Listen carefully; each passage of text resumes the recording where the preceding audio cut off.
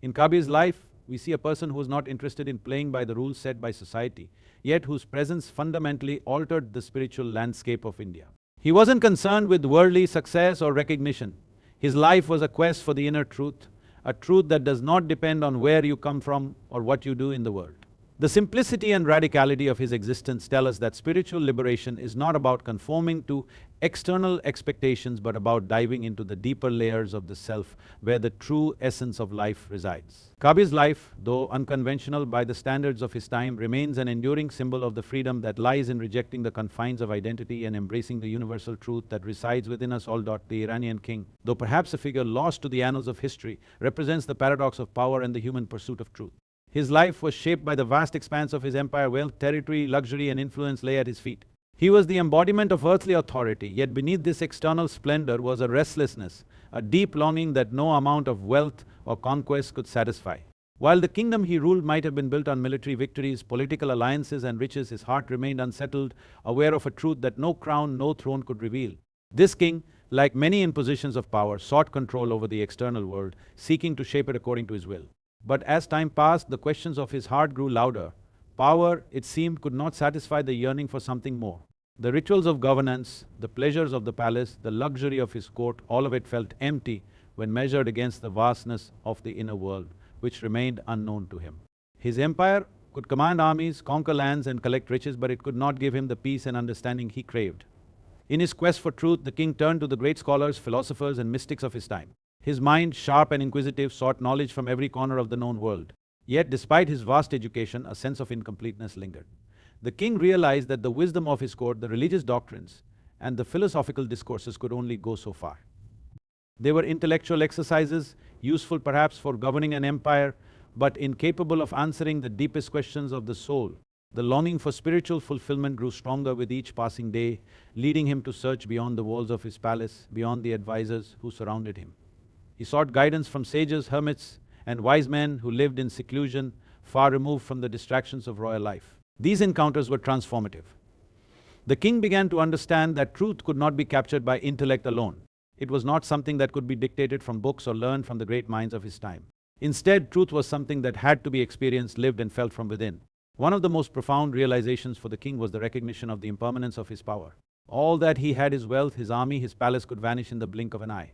The very foundation upon which his identity had been built, his status as a king, was no more permanent than a passing cloud. The more he looked at his empire, the more he saw the futility of trying to grasp hold of the fleeting nature of life. His soul longed for something eternal, something that could not be taken away by time or circumstance. This realization was humbling. It was the beginning of his spiritual awakening. The search for truth took the king on a journey beyond the borders of his kingdom into the heart of his own being. His understanding shifted from an external pursuit of control and dominance to an inward journey toward peace and clarity. In the depths of this search, the king encountered a new kind of power, one that was not tied to wealth or territory, but to the freedom that comes from inner mastery. It was a power that had nothing to do with armies or decrees, but with the quiet strength of a mind and heart that were in harmony with the universe. Eventually, the king found that the truth he was seeking could not be dictated by any external authority or acquired through knowledge alone. It was found in the simple act of being present, of being in alignment with the natural flow of life. The search for truth, he realized, was not about accumulating more wisdom or gaining more power.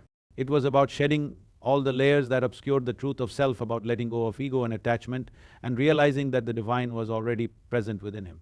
This journey of the Iranian king was a profound one, marked not by the conquering of lands, but by the conquering of the self. It was a quest not for glory, but for inner peace. The king's understanding, once limited by the boundaries of his worldly role, began to expand into realms of timeless wisdom. He saw that the quest for truth was not for the privileged few or those born into power, but for anyone who was willing to look beyond the distractions of life and find the essence of existence within. His journey of self-discovery was a journey that took him far beyond the borders of his kingdom and into the depths of the soul, where all truths are revealed.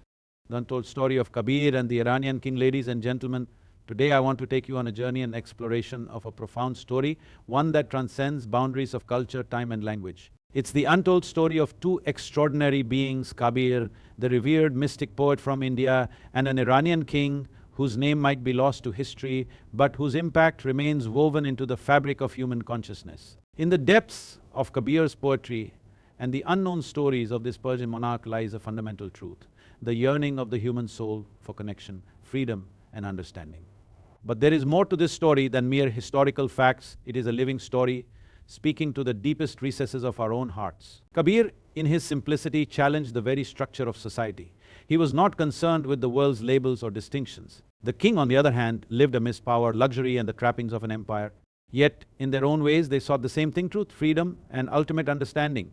These two beings, so seemingly different, stand as a testament to the boundless nature of the human spirit. Their connection was not born out of earthly titles or possessions, but out of the silent, unspoken language of the soul. When we look at their story, we see a convergence of paths, a convergence of wisdom that does not require the approval of society, but instead seeks the ultimate liberation. So let us look at the untold story of Kabir and this Iranian king, a story of seekers who knew that the outer world, no matter how grand, is always secondary to the vast, uncharted territory of the inner realms. Kabir's life was anything but conventional. Born in the 15th century in the region now known as northern India, Kabir's origins were humble and much about his early life remains a mystery. He was believed to have been raised by a Muslim weaver family, and yet his heart never identified with any religious dogma. His life's work was not bound by any particular tradition, and his devotion was not tied to any temple, mosque or ritual. Instead, Kabir's existence was rooted in something far more profound, a connection to the divine that transcended any external form or identity. Kabir did not fit into the rigid structures of his time. He was neither a Brahmin nor a Rajput, neither a Hindu nor a Muslim by the societal norms.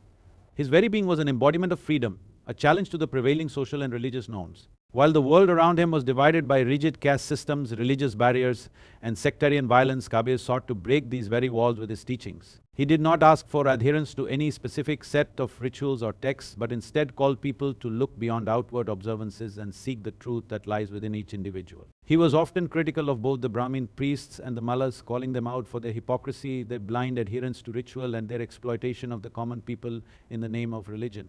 For Kabir, the essence of spirituality was not in the performance of external rites, but in the direct experience of the divine. He did not need temples or sacred books to find the truth. His words, woven into songs and couplets, were his only offerings, and they resonated with a clarity that reached beyond boundaries. What made Kabir truly unconventional, though, was his refusal to be confined by any identity, religious, social, or otherwise. He took the most common experiences and transformed them into expressions of deep spiritual wisdom. Through the simplicity of his life, his work, and his teachings, Kabir showed that enlightenment was not for the privileged few, but for anyone willing to look within, regardless of their birth, their station, or their upbringing. Living in a world where caste and religion divided people, Kabir's presence was a radical one. He drew people from all walks of life, weaving a sense of unity among them through his poetry.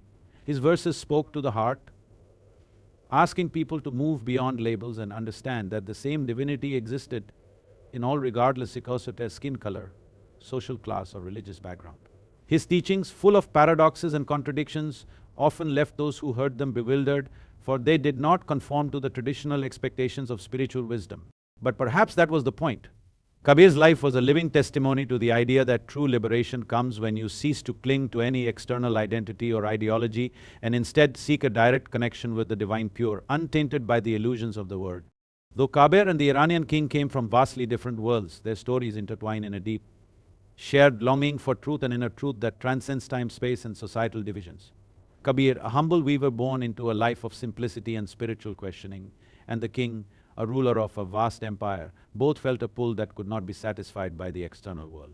In their hearts, they shared a common longing, an insatiable thirst for understanding that could not be quenched by wealth, status, or power. Kabir's life was one of constant searching, questioning everything around him, whether it was religion, social customs, or the very nature of existence itself.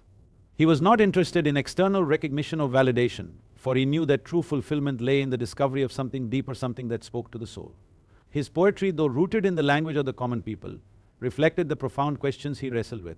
His verses spoke to anyone who was willing to listen, urging them to look beyond the superficialities of life and seek the truth that exists beyond the constraints of labels and divisions. The king, too, was driven by this profound inner yearning. Despite his wealth, his vast armies, and his empire, he felt a void that could not be filled by material possessions or conquest. His throne was a symbol of earthly power, yet it could not give him the answers he sought. As a ruler, he was responsible for the lives of countless people, yet his own life felt incomplete. He looked outward, hoping to find the answers to his questions in the riches and luxuries of the world, but nothing seemed to satisfy the hunger within. The king began to realize that true wisdom could not be found in power, nor in the fleeting pleasures of the palace. It lay in something deeper, something beyond the external world. Both Kabir and the king found themselves drawn to a truth that could not be expressed in words alone, nor found in books or rituals. This truth was not something that could be passed down from teacher to student, nor could it be purchased or inherited. It had to be experienced, felt in the depths of one's own being. For Kabir, this truth was a direct experience of the divine, something that could not be contained by dogma or religious teachings. He spoke of a truth that was universal, one that transcended the barriers of religion and culture.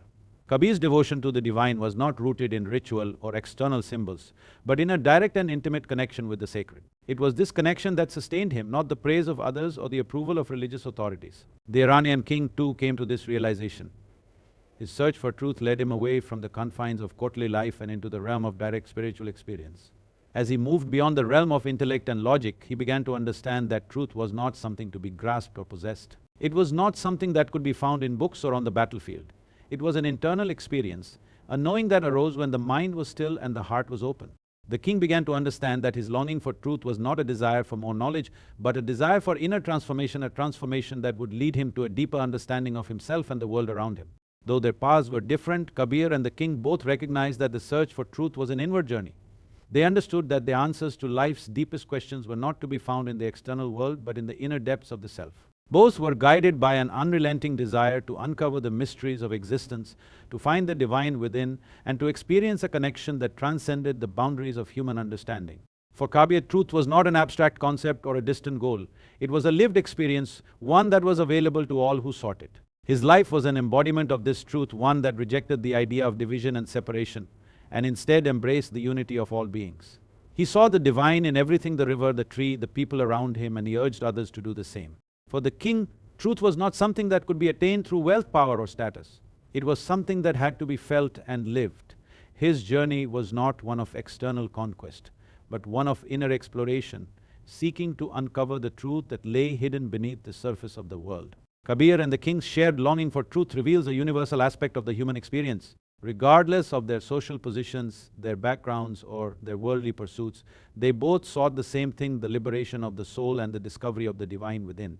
Their longing speaks to a deeper shared aspect of the human condition, one that goes beyond superficial differences and connects us to a common, eternal quest: the search for truth, for meaning, and for the ultimate understanding of life itself. In their separate ways, they each embarked on a journey that ultimately led them to the same realization: that truth cannot be confined to the external world, nor can it be limited by the structures we create around it. It is something far greater, something that can only be experienced in the quiet moments of stillness, when we look beyond the distractions of the world and recognize the divine presence within ourselves.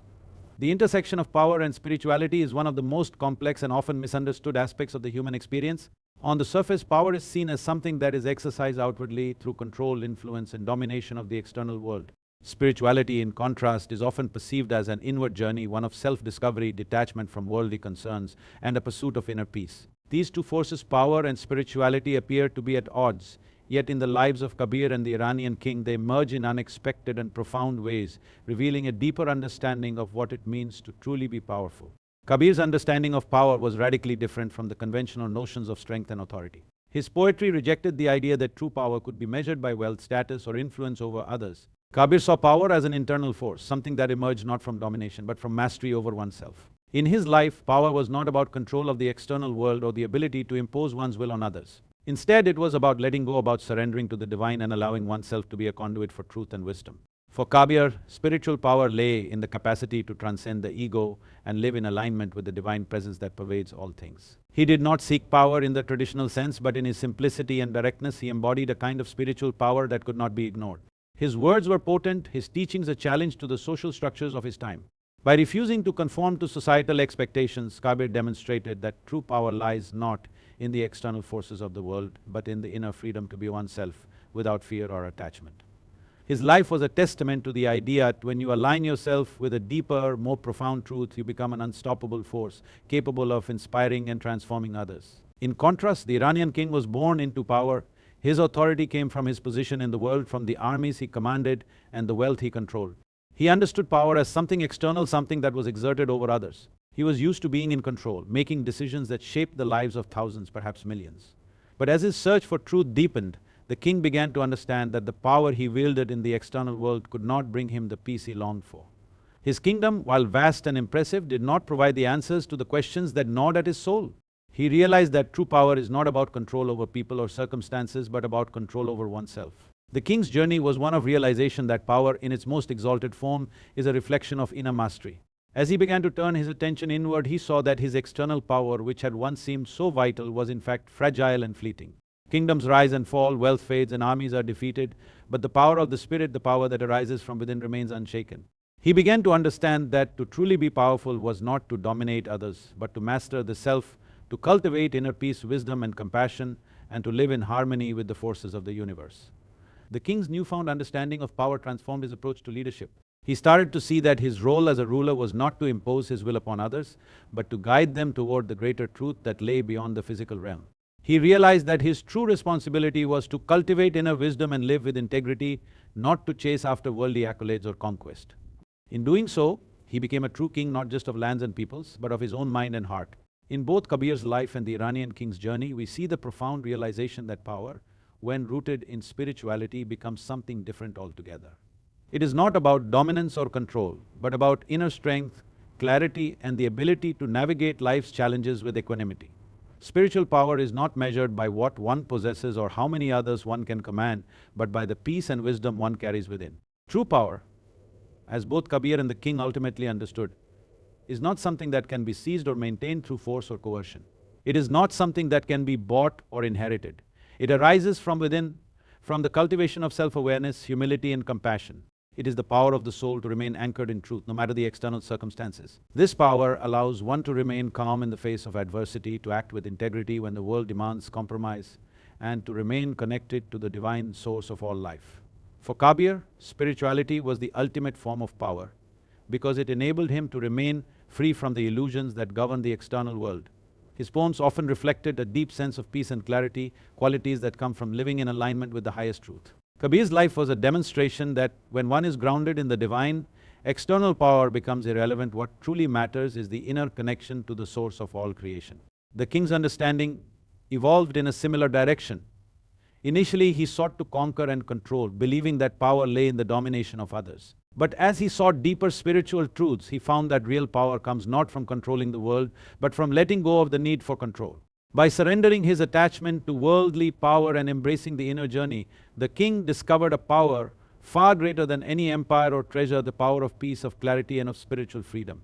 In the end, the fusion of power and spirituality in the lives of Kabir and the Iranian king illustrates that true strength lies not in the external exertion of force, but in the internal mastery of the self. When power is rooted in spiritual wisdom, it becomes a force for peace, transformation, and liberation, both for the individual and for the world around them.